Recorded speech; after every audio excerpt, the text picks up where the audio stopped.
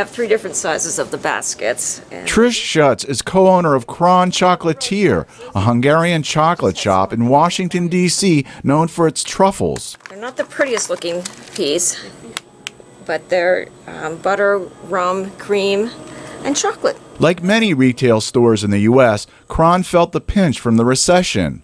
Sales have declined the past few years. But Mother's Day is approaching and is a big holiday in the U.S., where mothers are honored with gifts of chocolate, flowers, and greeting cards. Trish is hoping for strong sales. Last year we took a hit. It wasn't great. This year I see it coming back now. We've done much better since the beginning of January than last year. So things are improving. Trish Schutz has reason to be optimistic. According to the National Retail Federation, which tracks retail sales in the U.S., sales have been increasing steadily for the past 9 months as the U.S. economy recovers. Mother's Day accounts for a large part of May revenues for retailers. Ellen Davis is vice president of the Federation. This year, Mother's Day spending is expected to be near pre-recession levels. So the average person will spend about $140 on moms for Mother's Day, meaning total spending will reach about $16 billion. That's very similar to the numbers that we saw in 2007 before the economy really fell through.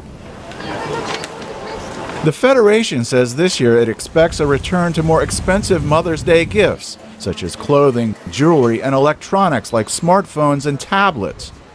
But the basics for Mother's Day are still cards and flowers. Johnson's Florist is one of the oldest flower shops in Washington, D.C. They're stocking up now for what is usually a big weekend of sales.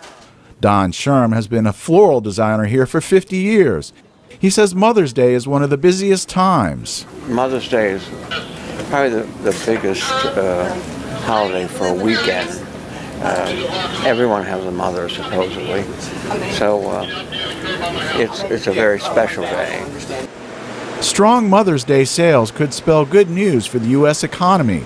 The Federation says retail sales account for 2/3 of U.S. GDP, and retailers employ more than 20 million people.